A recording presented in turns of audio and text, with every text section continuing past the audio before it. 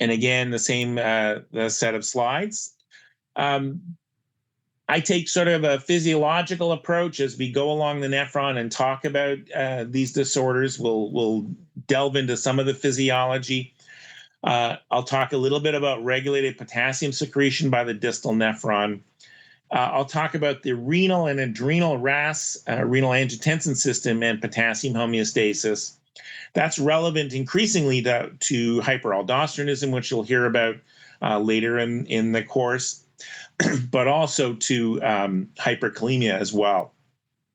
We'll talk a little bit about hyper and hypokalemia, some of the urinary indices and other diagnostic tests, the clinical consequences, the treatment of both disorders, and the differential diagnosis of both disorders.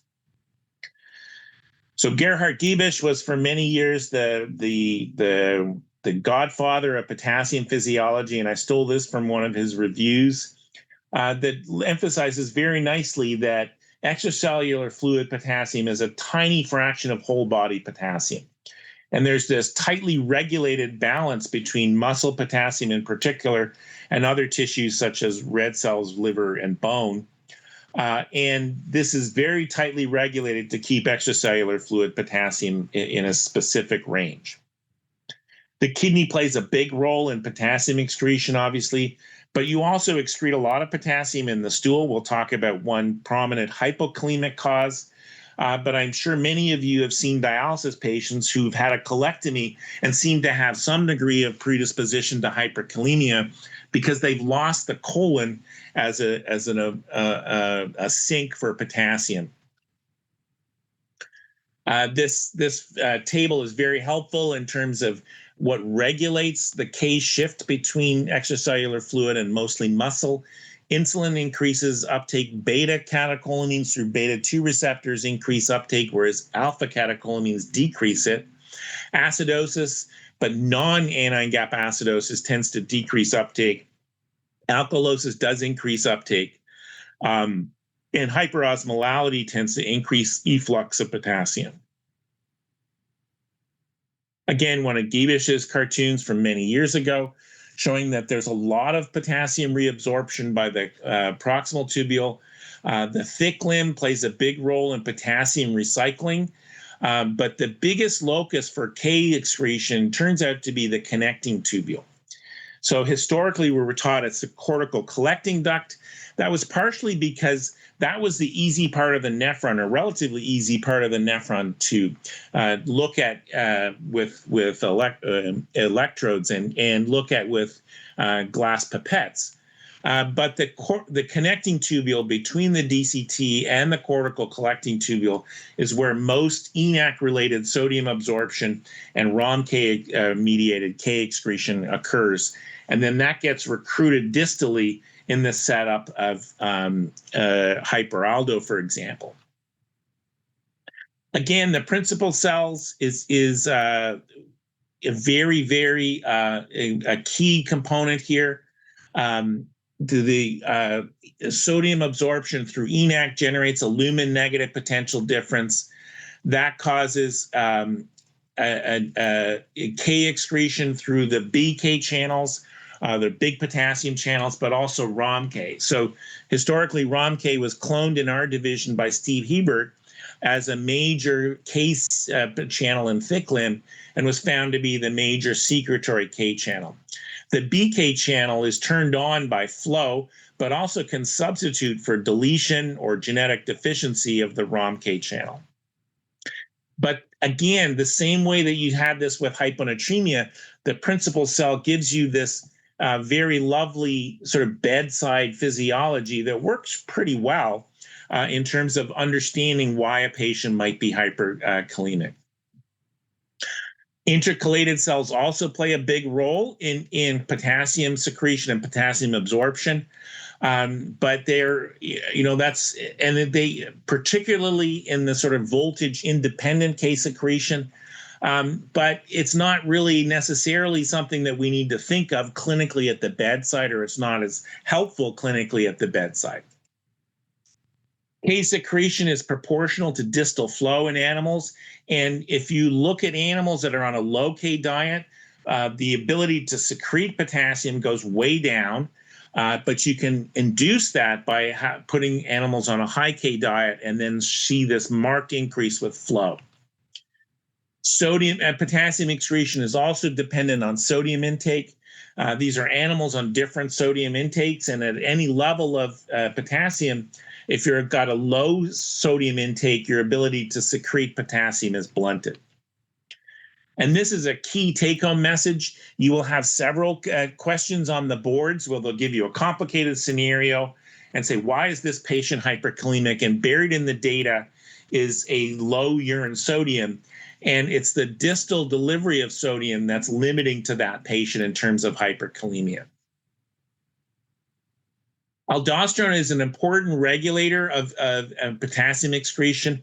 Again, these are animals that had an adrenalectomy and they were put on a higher than usual aldo level or a less than appropriate aldo replacement, and the ability to secrete potassium was blunted if you're hypoadrenal.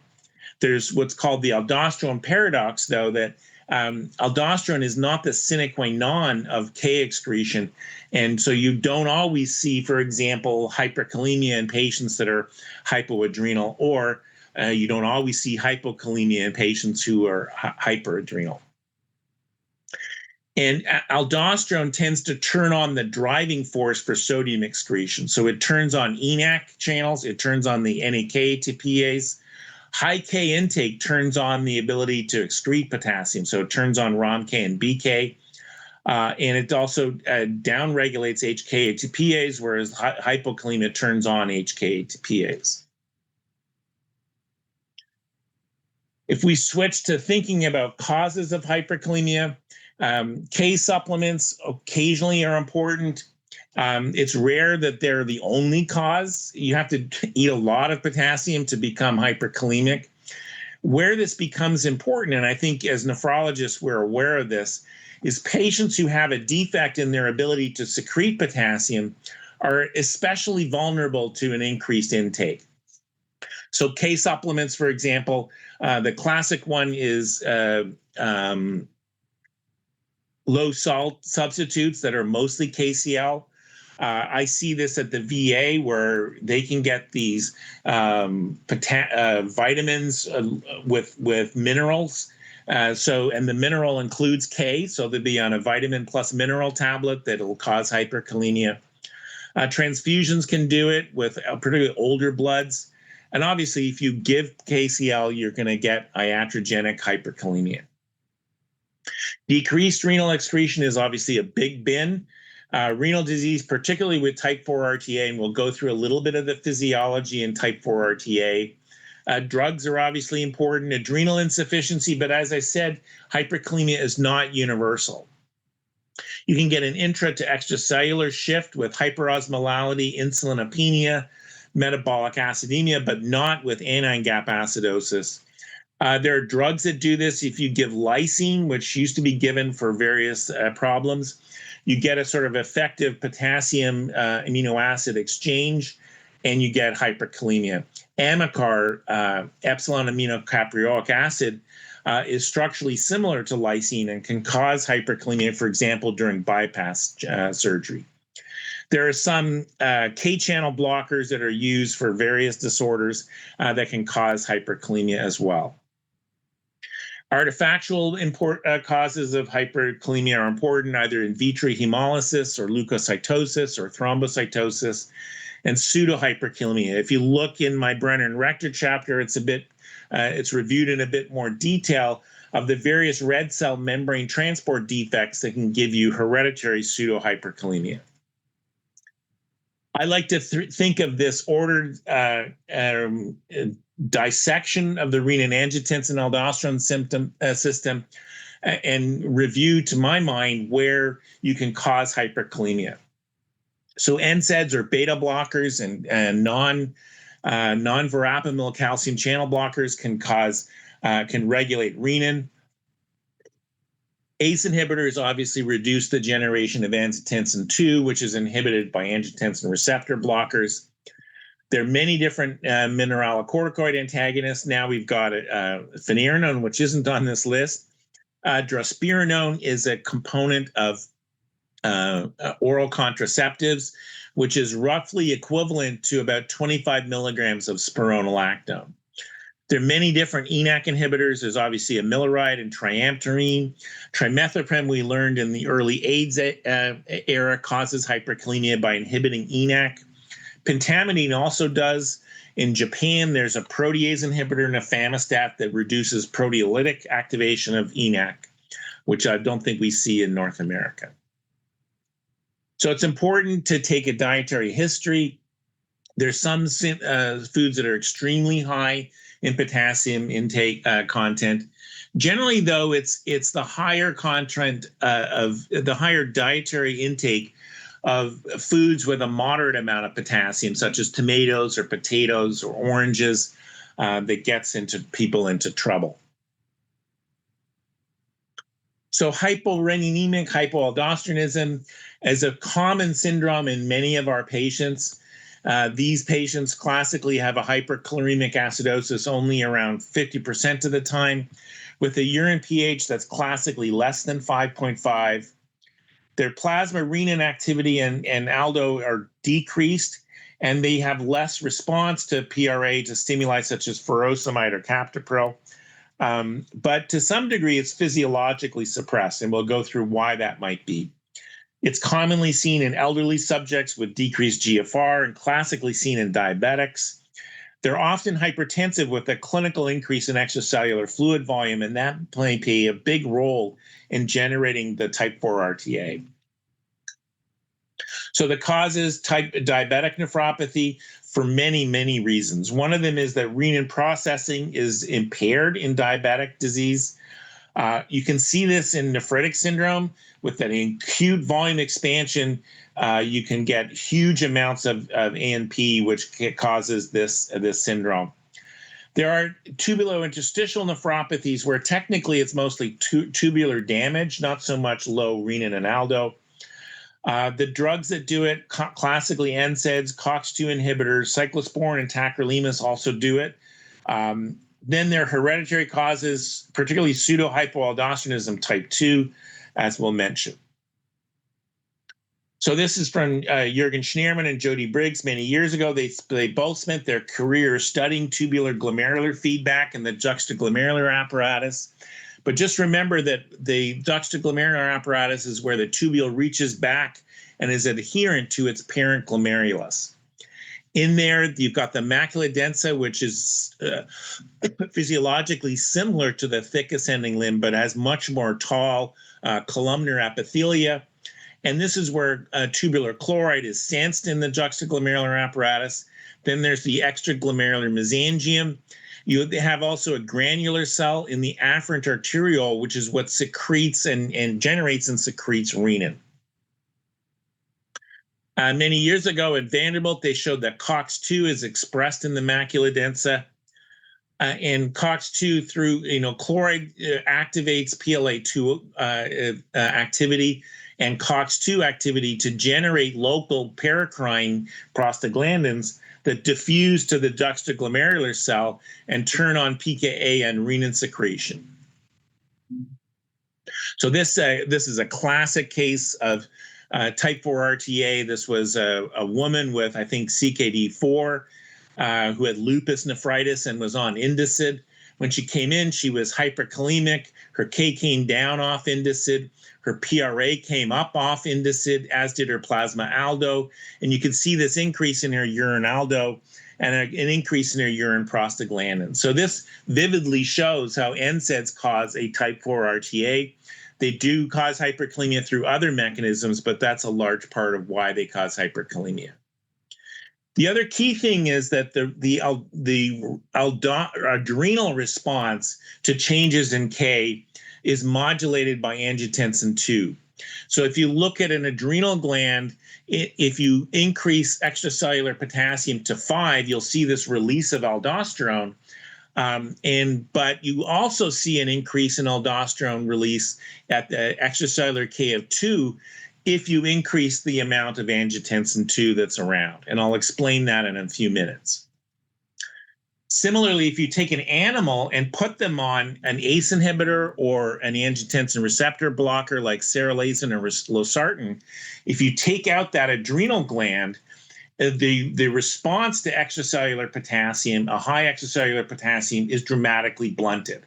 So the key point is, it's not just at the kidney and excreting renin that the defect lies in type 4 RTA. It may also be at the adrenal level where you're changing the adrenal response to hyperkalemia. There were a number of really lovely studies that were done by Barbara Clark and Frank Epstein at the Beth Israel Hospital in the 90s, back when I was a renal fellow. And this was one paper where they looked at elderly patients who had what they felt was hyporeninemic hypoaldo. And they all had some degree, many of them had some degree of renal dysfunction, and they had very high ANP levels that they did not see in elderly healthy controls. They then went and looked at older subjects and younger subjects who were healthy, and they looked at the response of serum aldosterone to potassium chloride infusion. So in both the older patients and the young patients, you would see an increase in serum potassium if you infuse potassium, but the younger patients had a much more robust response in their serum aldosterone in response to potassium chloride infusion. If, however, they infused ANP or ANP at the same time to younger subjects, you could completely abrogate this response. So the sense is that ANP, which is turned on by hypervolemia, seems to blunt the adrenal and also the renal response to hyperkalemia. So that sort of brings back this theme that a lot of our patients with type 4 RTA and with hyporeninemic hypoaldosteronism, their volume expanded, and ANP seems to play a big role in that hyperkalemic response and the low renin response and low aldo response. I talked about the fact that the systemic and local in the adrenal gland, renal angiotensin system, and prostaglandins all affect renal renin release and adrenal aldo release. So just, if there's one take home here is remember that many of the syndromes where we see hyperkalemia, there's also inhibition of the adrenal response to hyperkalemia. And that includes our angiotensin receptor blockers, and also probably NSAIDs, because the local prostaglandin system also plays a role. And remember that many of our patients with hyporeninemic hypoaldosteronism have some degree of volume expansion, and that may play a big role in their low renin and low aldo levels. So here's our first question. This actually was, I stole this from a case report, but also it was seen on one of my board exams on one of my many recertifications for renal. This was a 17-year-old high school student seen for management of high blood pressure. He has not seen a physician since childhood, is on no medications. He denies drug abuse, including cocaine. His 50-year-old father is also hypertensive with a history of renal stones. Since you have access to a clinical research center, you admit the father and son for biochemical profiling while they were ingesting a diet with rigorously controlled salt content. And this is the data from this case report. So if you think about it, it's pretty hard to get somebody down to a daily sodium intake of 10 milliequivalents, but they succeeded. At 200 milliequivalents per day, both the father and the son were hypertensive, and they had a hyperkalemic acidosis to variable degrees. They had low renin and low aldo, and all of that sort of melted away when they were put on a massively sodium-restricted diet. So this is one of these questions where you know what's wrong, but they're asking you something that requires an extra level of knowledge, which is always frustrating for these kind of questions. So what's of the following is the most appropriate therapy for this patient? Aggressive potassium restriction, sodium chloride restriction to 10 milliequivalents a day, nifedipine, amiloride, hydrochlorothiazide.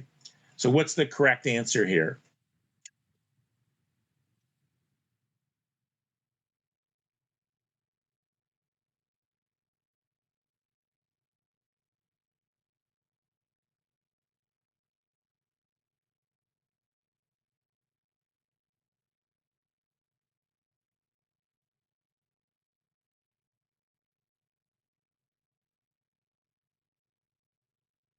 So it's toggling back and forth, but the most popular answer is hydrochlorothiazide, which is actually the correct answer. So this is what's called pseudohypoaldosteronism type 2, also known as Gordon syndrome or the chloride shunt disorder or familial hypertension with hyperkalemia. And it's the mirror image of Gittleman syndrome due to loss of function in the thiazide-sensitive cotransporter. So in Gittleman's, you get hypotension, you get a hypokalemic alkalosis, you have an increased plasma renin and aldo, and you're actually hypocalciuric. And you actually have a higher bone density because you don't excrete calcium. These patients are hypertensive, they have a hyperkalemic acidosis, they have suppressed plasma renin and aldo, and they're hypercalciuric with nephrolithiasis. Many years ago, there were New England Journal papers that showed that this syndrome is exquisitely responsive to thiazides. And I think that's why people get confused and put amiloride. Little syndrome, which is overactivity of the ENaC channel, is exquisitely sensitive to amiloride. Here it's not. This is a hyperkalemic metabolic acidosis, whereas little syndrome, they have a hypokalemic metabolic alkalosis. So this is autosomal dominant transmission, rarely recessive, 5 different genes, 4 of which, to my knowledge, are characterized. So just as I moved back from Vanderbilt many years ago, this landmark paper came out from Rick Lifton's lab showing that this disease is caused by mutations in the Wnt kinases, which are with no lysine kinases, so they don't have lysine at the catalytic site, and there are 4 Wnt kinases in the genome. But these mutations are found in Wnt4 and Wnt1, which are homologous, huge kinase proteins. And there are different mechanisms and different genetic mechanisms. Wnt1 in that initial paper was shown to be expressed in aquaporin 2 principal cells and also in thiazide-sensitive cotransporter DCT cells. So it's expressed along the DCT and the cortical collecting duct. Wnt4 has a different pattern expression, but it's also in principal cells and in DCT cells. And Gerardo Gamba and Lifton had a classic paper using xenopozoicytes that were expressing the thiazide-sensitive cotransporter, and they showed that wild-type Wnt4 inhibited the NCC transporter. And if you could abrogate that by mutating the kinase site in the kinase, and the disease-associated mutations in Wnt4 also abrogated this inhibition of the thiazide-sensitive cotransporter. So broadly, Gordon syndrome or hyperkalemic hypertension is due to a loss of tonic inhibition of the thiazide-sensitive cotransporter. And this led to an understanding of the aldosterone paradox in that you get inhibition of ROM-K in the setting of hypokalemia and K restriction. You get K-dependent regulation of the thiazide-sensitive cotransporter and K-dependent modulation of the Wnt kinases, and also aldo-independent induction of the electroneutral sodium chloride transporter that has no effect on electrogenic K excretion. So I won't go into this in great detail. Knowing that Wnt kinases and some of the ubiquitin ligases that regulate them are associated with Gordon syndrome is all you probably need to know for the boards in case if this shows up on the board exam.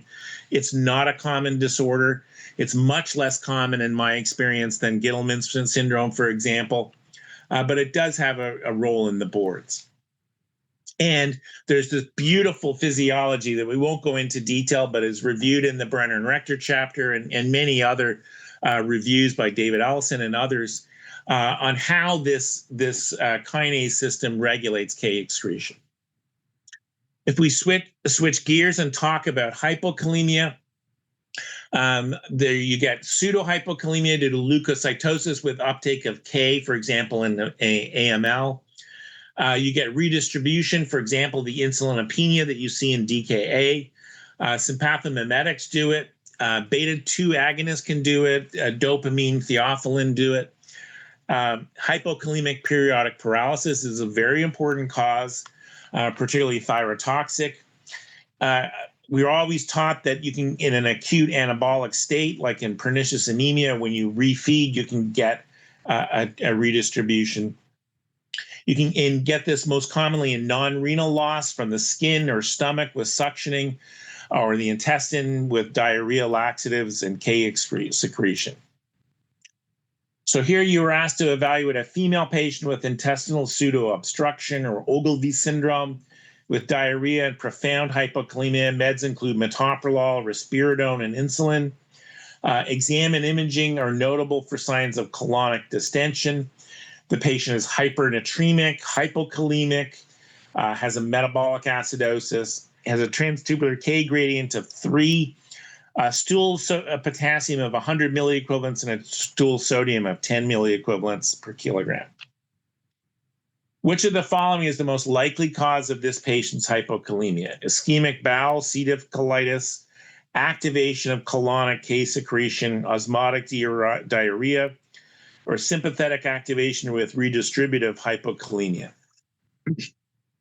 This is also kind of a tricky question because this mechanism is involved to some degree in many of these syndromes as well.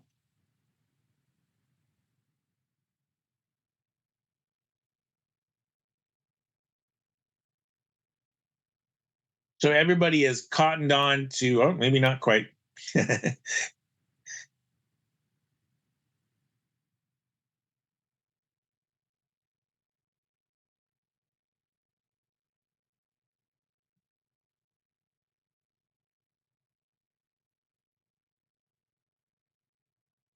So maybe 50 to 60% are now saying that this is due to activation of colonic K secretion, which is in fact the correct question answer. So here, this is a patient who had a low TTKG, so this is not urinary K loss. Have a very high stool potassium. So that's the key indicator here, is that stool potassium is very high. So this was discovered in the late 2000s. There were several case series and case reports of an association between Ogilvie syndrome and a hypokalemia due to secretory diarrhea with an abnormal high K content. This may play a role in some of the hypokalemia that we see with, for example, Crohn's disease or ulcerative colitis. One of these patients with concomitant ESRD immunohistochemistry revealed massive upregulation of the apical BK channel throughout the surface crypt axis. And it's thought that BK channel plays a big role in that colonic K secretion that I was talking about. And there is also an active stimulation of K secretion by catecholamines that are induced by colonic pseudoobstruction. So this is one of these cases. This is the normal sort of distribution of BK channel in the colon. You can see this massive upregulation in this patient who had Ogilvie syndrome and had a bowel resection, and then they stained it. So renal loss and hypokalemia is probably more common for us. Diuretics play a role, aldosterone excess. Magnesium deficiency is a critical one. This is due to inhibition of muscle NAK-ATPase and a decrease in magnesium dependent to a block of the ROMK channel. And Larry Palmer has shown very beautifully in rat model that you get unregulated activity of ROMK in the setting of hypomagnesemia. So ROMK is what's called an inward rectifying K channel. So it actually secretes less outward current, to my understanding, than inward. And that's partially due to an intracellular block by cations such as magnesium. And you lose that intracellular block in the setting of hypomagnesemia. The clinical correlate is you can't replace potassium in patients who are hypomagnesemic if you don't also replace the magnesium. So tubular damage plays a big role in loss of K. You can see this with cisplatin very prominently.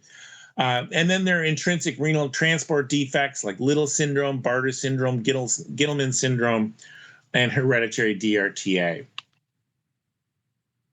Hypokalemia and hypertension is an important subject that you're going to hear about tomorrow, I believe. Most commonly, this is an aldosterone-producing adenoma or bilateral adrenal hyperplasia. Less commonly, it's familial hyperaldosteronism, including GRA, glucocorticoid remedial hyperaldosteronism. Adrenal cortical carcinoma is very rare, but can do this. Renal vascular disease can do this, obviously through the renin increase. Little syndrome is part of this differential, as is 11 beta HSD2 inhibition or deficiency with licorice or hereditary disorders, or more recently, some of the antifungals such as clotrimazole.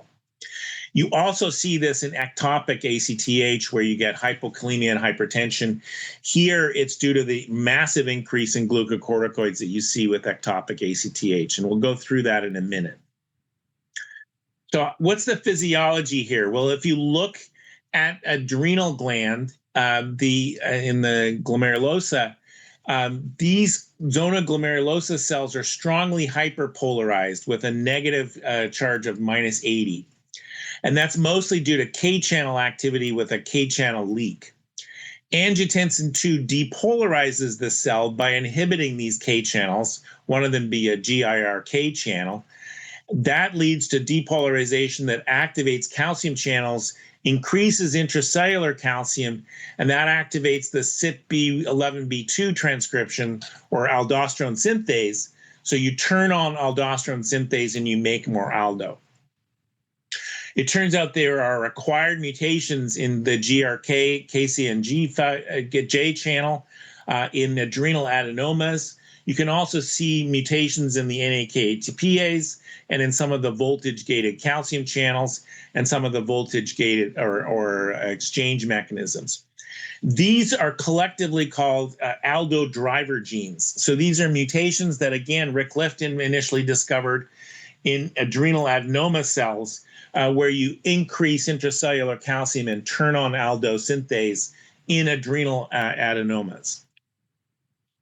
So screening, and if you have somebody who's got primary hyperaldosteronism, you look at the aldo to renin ratio, check when they're normal kalemic, beware of drug effects during an evaluation. I will often switch to RAS neutral drugs like verapamil, alpha blockers, and hydralazine.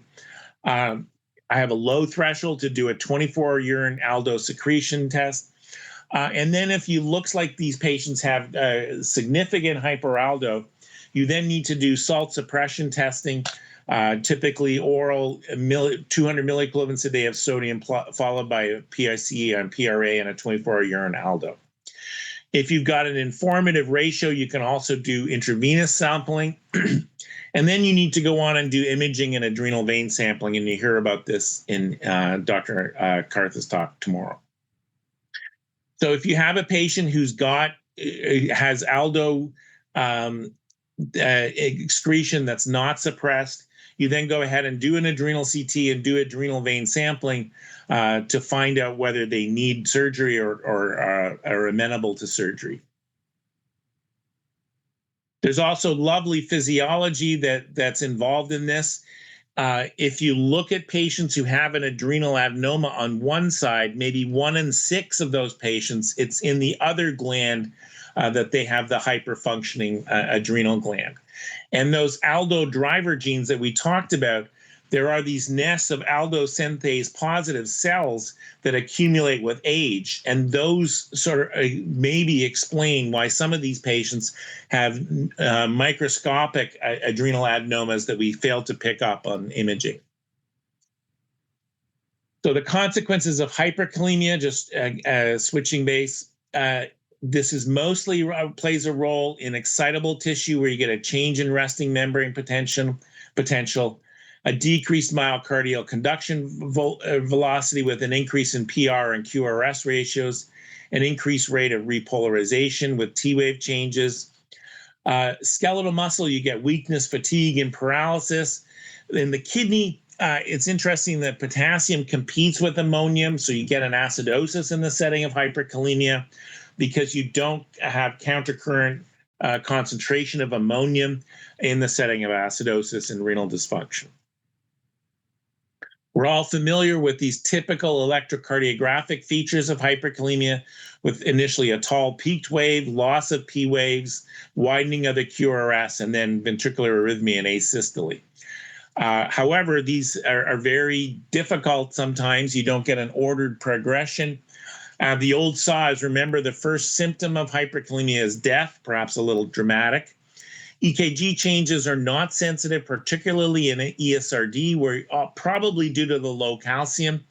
You can see peak T waves and other disorders, and you can see atypical EKGs, a complete heart block, interventricular conduction delays, QRS axon shift or Brugada sign, and a pseudo right bundle branch block and code ST segment. Remember the syndrome of Brash, where you get bradyarrhythmias in the setting of hyperkalemia and in the setting of conduction block with drugs like calcium channel blockers and beta receptor antagonists. So the treatment for hyperkalemia first is to stabilize the membrane potential or whatever the mechanism with calcium gluconate. The classic dose of insulin is 10 units. Beta-2 agonists, you use about 4 times the dose of nebulized albuterol to reduce potassium. And then the potassium binders that we use very frequently now are agent-specific in terms of the dose, but can be pretty quick in their initial response. So this is a classic figure from a paper in the 1980s that showed that hypertonic bicarbonate is not acutely effective in dropping potassium.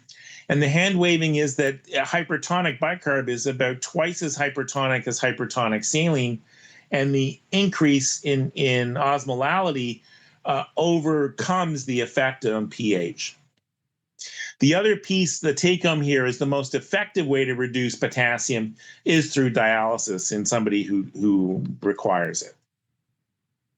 When Kayexalate had to be banned, a lot of us became a little bit more resilient and realized that you can give sustained isotonic bicarbonate, and that will reduce the potassium, but only maybe 4 hours later. And again, the same group showed that in mostly isotonic infusions, you did see a reduction in serum potassium in ESRD patients who were slightly acidemic. So insulin, the accepted threshold is greater than 6.5 without EKG changes, obviously lower if you have EKG changes. The recommended dose is 10 units of regular insulin followed by 25 grams of 50% glucose. In UpToDate, we recommend giving this with 10% dextrose infusion at a rate of 50 to 75 mLs per hour, and that's to prevent hypoglycemia. Maybe 20% of patients on this regimen will become hypoglycemic if you don't give this. And if you look in the UpToDate chapter, there is some reference now of 10% dextrose does blunt this hypoglycemia. If you have a hyperglycemic patient, you can get away without the giving glucose and give only insulin, but you should never give D50 alone. You can acutely increase the serum potassium from the hyperosmolar effect, and that can be fatal. So beta-2 agonists, you can use 10 to 20 milligrams of nebulized albuterol. This, again, has a similar onset. It peaks at 90 minutes and lasts for 2 to 6 hours. It's synergistic with insulin, but is not effective as the sole agent in ESRD. And we tend to use it with caution in ischemic heart disease, and we monitor heart rate closely for a reflex tachycardia. In general, we don't tend to use this that much outside of patients where we really can't dialyze them and are really, grasping at straws to try to bring down a potassium. This was in the late 2000s. It became clear that Kayexalate caused bowel necrosis, and this led to many a screaming match in renal grand rounds where people felt that they'd used Kayexalate for many, many years and had never had a case of bowel necrosis. We're not going to go into it in detail, but basically crystal deposition in the small bowel and colon can cause colonic necrosis, and this is why Kayexalate fell out of favor. This was a case that I saw in Boston where a patient had been given 2 doses of Kayexalate with abdominal compartment syndrome. And it wasn't just the compartment syndrome that caused the necrotic small bowel. There were these crystals of Kayexalate in the bowel pathology. So For now, more than 10 years, we've had patiromer and sodium zirconium cyclosilicate. So we've had these two safer alternatives, which are now very, very well ensconced in our clinical repertoire. So patiromer, the key adverse effect is hypomagnesemia. It binds magnesium and predictably causes this. It binds some drugs, but only documented for ciprofloxacin, metformin, and thyroxine. It can cause hypercalcemia due to an increase in GI absorption. It has been demonstrated to reduce circulating aldosterone, but probably should ZS9 or cyclosilicate. It may have a role in managing aldosterone breakthrough. So sodium zirconium cyclosilicate, or SZC, is selective for potassium and ammonium, has no binding to magnesium or calcium. Because it binds ammonium in probability, that's why it increases serum bicarbonate. There are no major drug interactions. There is a rapid onset. After one 10-gram dose, the K declines by 0.4 milliequivalents at 1 hour, by 0.6 at 2 hours, and by 0.7 at 4 hours. There's a lot of concern that this might contribute to edema, presumably due to a sodium load. There's a heart failure trial where there was seemingly an increase in heart failure episodes in the patients that were randomized to the drug. And the patiromer company is very adamant that this is an issue. I've not personally found it a major problem for acute use of sodium zirconium cyclosilicate, nor have I found it a problem with chronic management. We've used it for many years now in dialysis patients. This was a randomized controlled trial of dialysis patients on their 3-day gap if they had hyperkalemia. That predictably got better if you put them on ZS9. Hemodialysis, as I said, is the only therapy that can reliably normalize hyper-K within 4 hours. Serum potassium reaches a nadir at around 3 hours, but removal continues to the end of a hemodialysis treatment. The amount of K removed depends on these factors, but also on the serum to dialysate K gradient. So dialysates with lower K concentrations are more effective, but may lead to rebound hypertension. And dialysates with very low K concentration, 0 to 1, should be used cautiously, if at all, given the risk of arrhythmia. The observational data that the low, 0 or 1K dialysates were associated with cardiac death in ESRD patients really put this out of favor. I tend to try a graded reduction in potassium as I dialyze patients with severe hyperkalemia. It's not necessarily everybody's cup of tea, but if I have somebody with a K of 8, I may have them on a 4K bath for an hour, then a 3K, then a 2K bath. The consequences of hypokalemia are myriad. I want you to remember hypertension, and that's through various different mechanisms. Again, because hypokalemia turns on the renin-angiotensin system, you get a recruitment of renin in the kidney, and that's probably why, to some degree, you get hypertension with hypokalemia. The QT interval does increase in hypokalemia. This is due to pulling the hERG channel away from the membrane of cardiac cells. And some people will say, no, it's not really a clear increase in QT interval. But I think even the non-cardiologists amongst us can see that this patient's QT interval was elevated and went back to normal once K was fixed. This classic discussion of a review of K deficit, as Dr. Yu mentioned, in the 70s, there were all these aggressive human balance studies that showed that, hey, if you really K deplete people, this is their K deficit.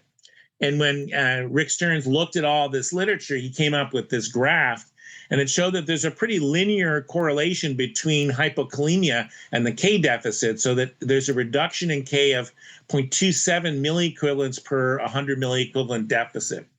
So if I see a patient with severe hypokalemia, I will calculate the deficit roughly in my consult note just to underline that this patient has a deficit of 400 milliequivalents, and that needs to be replaced to get them out of trouble. So in terms of treating hypokalemia, we don't talk about this as much as hyperkalemia. You need to look for sequelae. Are they weak? If they have EKG changes, or if you're just being cautious, they should be on telemetry. And you need to replete the magnesium first. Usually oral therapy, preferably KCl. There's animal physiology that potassium bicarbonate diet turns on apical K secretion in the collecting duct. We used to think that this was more that KCl was easier to get the K into cells. You need to replete that deficit over days and monitor the K every 4 to 6 hours to avoid transient hyperkalemia. You can see maybe 1 in 6 patients as you replete K will have a transient over-repletion. And again, it's in up-to-date. You can, there are criteria as to how much you can give by intravenous and how. So the last case we're going to talk about is a 32-year-old Latin American male admitted with weakness and a K of 2.0. This is a case from the 2000s at the Brigham. He'd been very healthy until 2 months prior to admission when he developed leg weakness. This has fluctuated and is more severe at nighttime. He denies drug abuse, laxative abuse, is on no medications. He's a taxi driver, married with 1 child, has 10 siblings, a mother with diabetes, 1 sister has thyroid disease. So again, this was actual data from this case. It really hypertensive, decreased deep tendon reflexes, but the exam was otherwise unremarkable. And these are the real data from 5 months prior to admission. His K was fine. We didn't have a phosphate, but we knew that his magnesium had been fine. So, the prominent findings here are a K of 2.0, a phosphate of 1.2, magnesium of 1.3, and his TTKG, or transtubular K gradient, was 2.0, suggesting this was the primary physiology. So which of the following is likely to be abnormal in this patient? A TSH level, genetic sequence of the gene encoding the NAKA-ATPase alpha-1 subunit, genetic sequence of the gene encoding a muscle-specific K channel, A and C, or A, B, and C. So again, one of these annoying questions where you know the diagnosis, but they're asking for that next level question.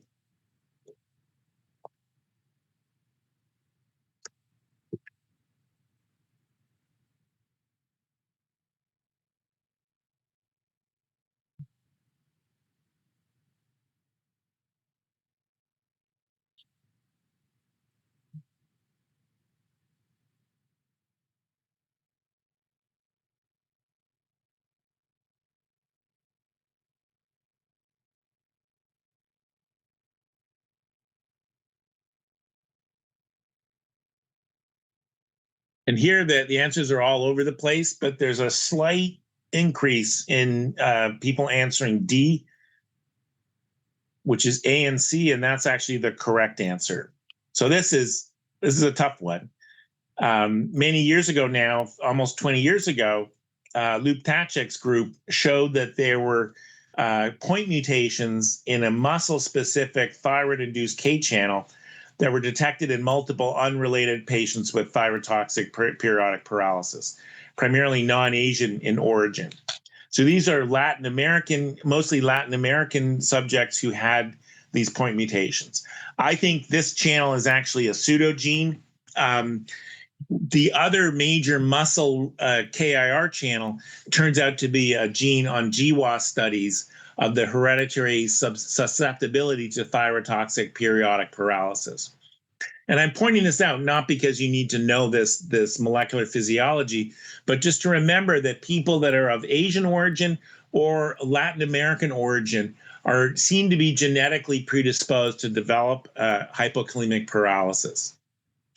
So this was a classic paper from Taiwan that looked at patients who had hypokalemic paralysis, and they looked at the transtubular potassium concentration, TTKG, and they were able to separate out the patients who had K wasting from those who had a shift syndrome.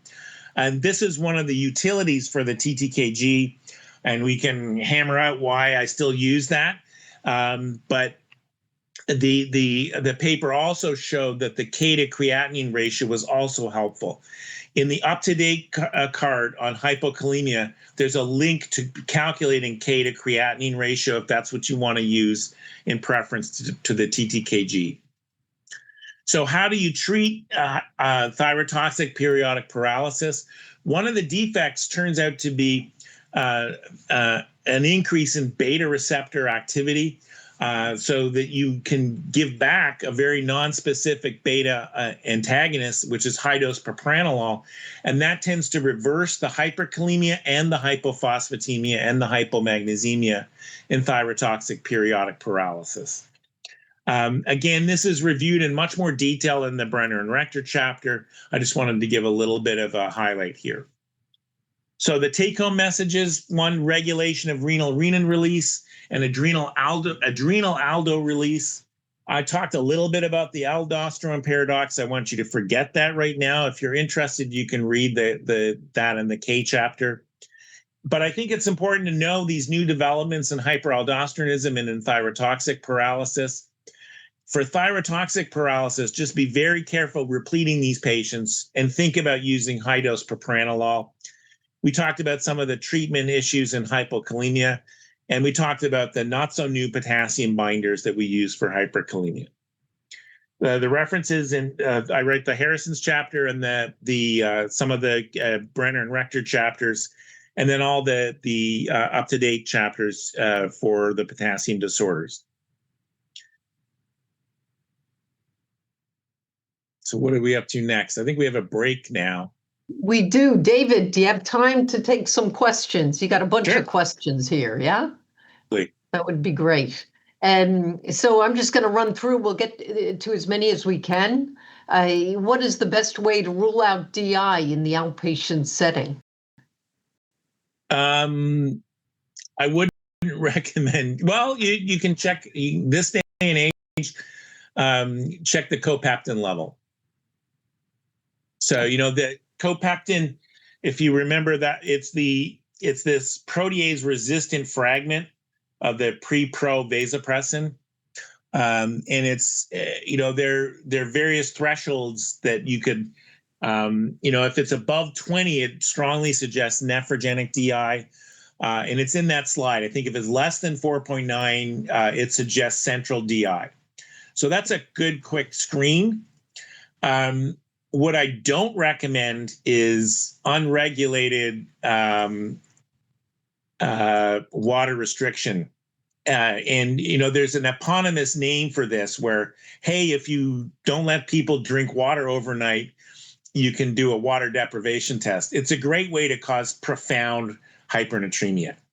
So, and there's anybody that emails me, there's a lovely primer that used to be on a website about DI and nephrogenic DI that goes through all you need to know about doing a water deprivation test and didn't bother to ask. And it should really be done very carefully every hour or so, checking the sodium, checking the physiological parameters. And it is useful to do. I don't do it commonly or frequently, but it still has a role even in the copeptin error.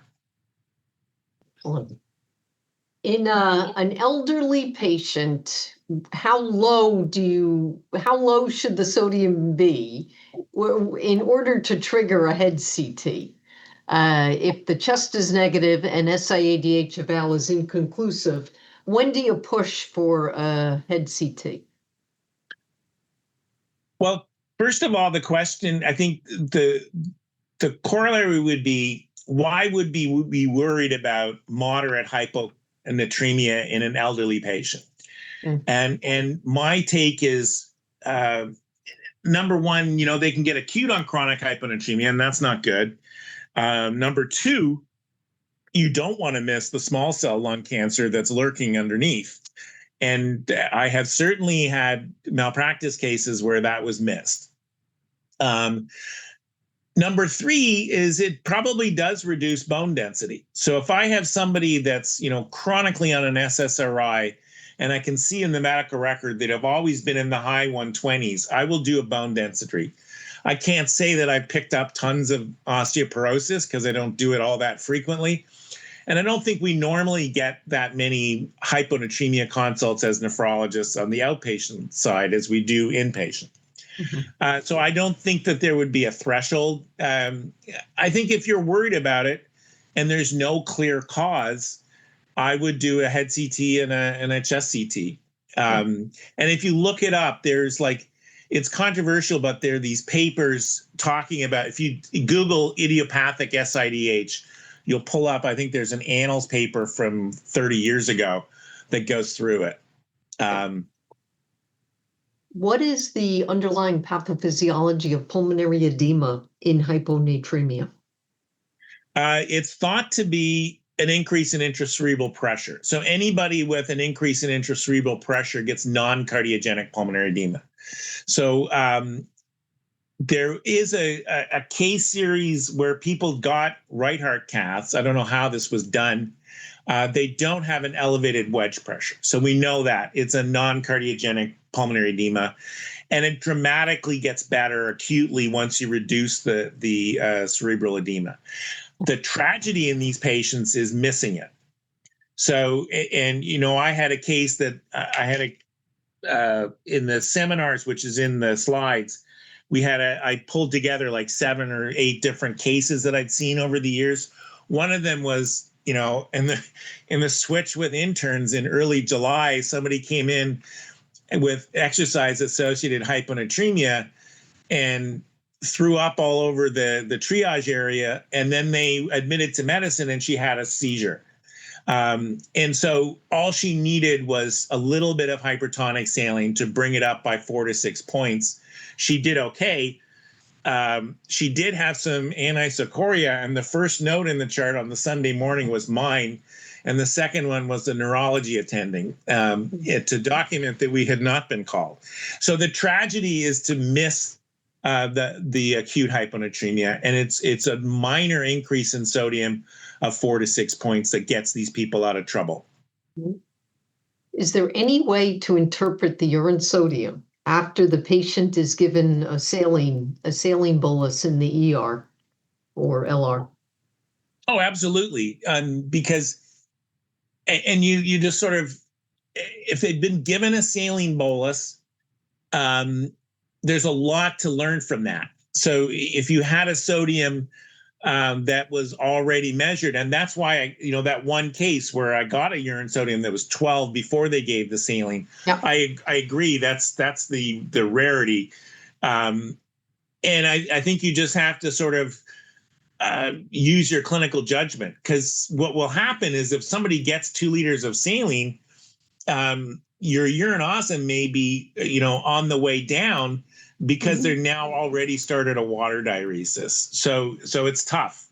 Unless you get sequential urine sodiums, which is why it's great when we get called.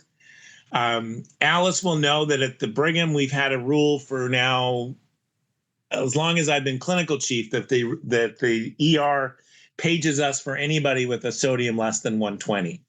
And that saved a lot of grief and probably some malpractice. But if you're then able to tell them, check the urine lights now before you do anything, that's very helpful. Right.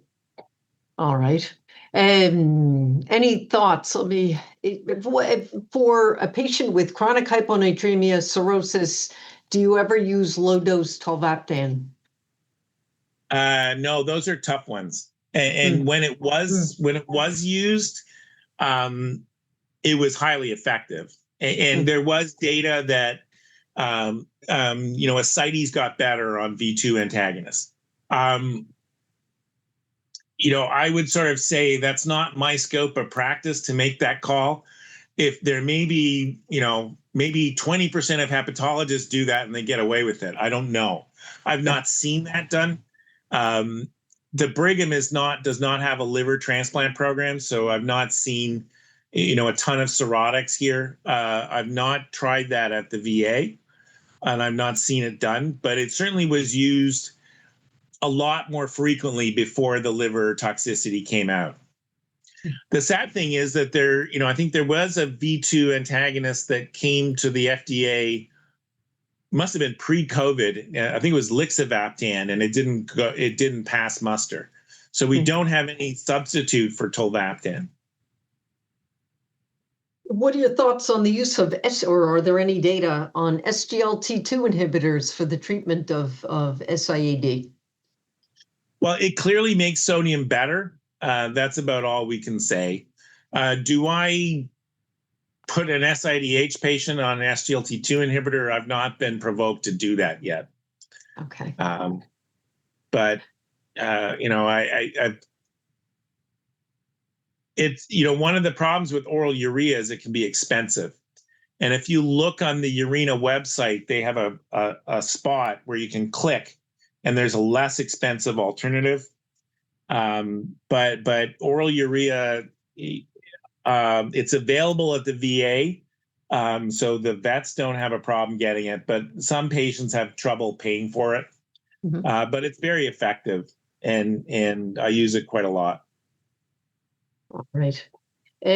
So one of my senior colleagues claims that if the ARR ratio is normal when taking the ACE or ARB, the patient does not have hyperaldosterone. Is that true? So if you look at, so my Bible was I can't remember when it was. There was a great Endocrine Society guideline Bible. I think it was actually 2016. Maybe a little bit earlier, and they just redid that. And so that's a good question for an on tomorrow. I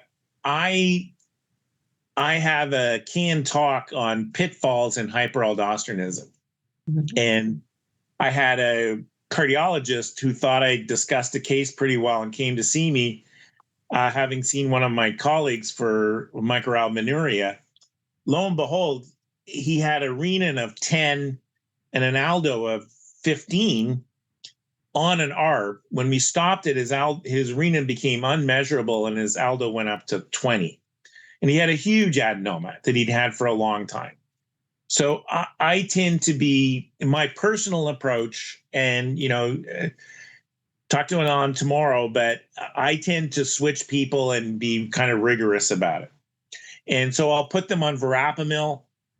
We've had problems where we stopped the beta blocker once. So you got to do that very cautiously. But you certainly don't want them on spironolactone. And I try to get them off RAS inhibitors when I query the axis. And, I've had patients who seem to have high aldo, and then I put them on a salt, then they were salt suppressed. So there are a lot of different variables. The one thing is it's an extremely common cause of hypertension. And I think we need to be much more vigilant about picking it up. All right. And how would you treat overcorrection of hyponatremia if the patient has chronic alcoholism and Wernicke's, and you're reluctant to give D5W?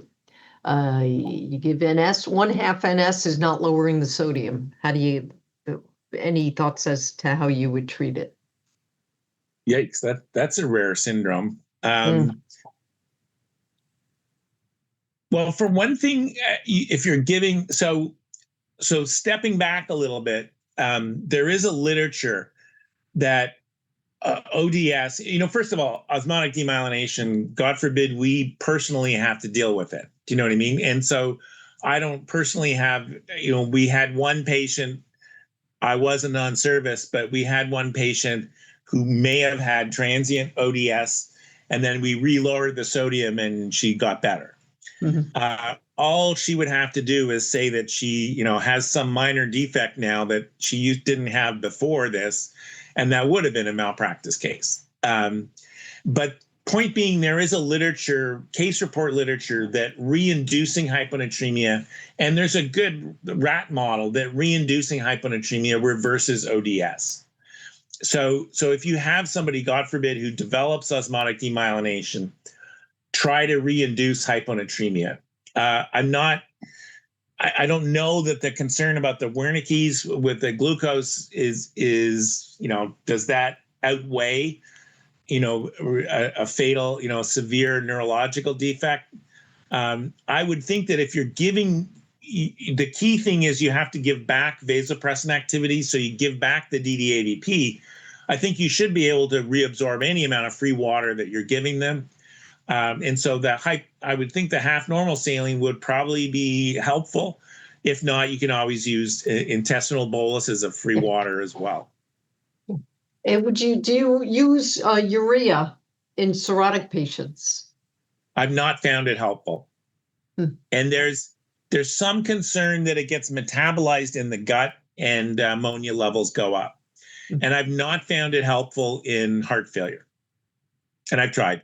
Do you worry, now switching to potassium, I'm saving some of the adrenal cases for tomorrow, some of the questions. It seemed, I think Anand would and will answer them. Are you ever concerned about the sodium content in Lokelma in terms of sodium overload? So again, it's referenced now there was a heart failure trial about, K management with Lokelma, and there was an increase in the event rate in the Lokelma group. And it's referenced now in the current version of the up-to-date chapter. I don't have the reference offhand. So, that's the only sort of rigorous possible, evidence of the issue. I've not noticed this. I mean, what about you, Alice? I mean, I use Lokelma a lot. Yeah. And I use it to allow my veterans to be on finerenone or to be on an ACE inhibitor and an ARB. And I don't find myself reaching for Lasix in all those patients. Do you know what I mean? So in that chronic group, I don't find it a problem. It tends to be amplified a lot by Vifor and by Relipsa by the group that makes patiromer, because it's the one thing that separates the two. So there is a fair amount of sort of, I think they had a website, sodiumisbadforyou.com at one point. So it's been a campaign to some degree. I've not found it a big issue, but I could be wrong. Last question. How low do you need to drop a sodium in a patient who has overcorrected to reverse ODS? I don't think we know that answer. I can tell you what I do. If somebody has overcorrected, I'll say, okay, their sodium, yesterday was 115. I wanted that patient to be, let's say, 121, 122. Now they're 129. I will push them back down to that 122 range. And so that issue is they've overcorrected. How do I personally decide what target do I want to push them back down to? And that's completely hand waving and completely non-evidence based. The problem though is sometimes what happens is the renal fellow will say, okay, do we start the clock again? And I don't generally start the clock again. I just take I'll go by their initial sodium and where I want them to be in X number of days. And I would have to, I'd have to look at the case reports, and there are many of them. And there was a review in JASN about reinducing hyponatremia that collected all these. And he, the reviewer, the author of that might have suggested a target, but I don't know that it would be, well proven. So it's not fair to say they just dropped them back to the goal that you had previously set. If you're aiming for 121, get them back below 121. That's my approach. Yeah. Well, thank you, David. You went way over time with the questions. I absolutely appreciate your patience and that of our audience. We have a break now until 10 minutes to 2 o'clock when we'll start the afternoon session. So thank you very much. Sounds good.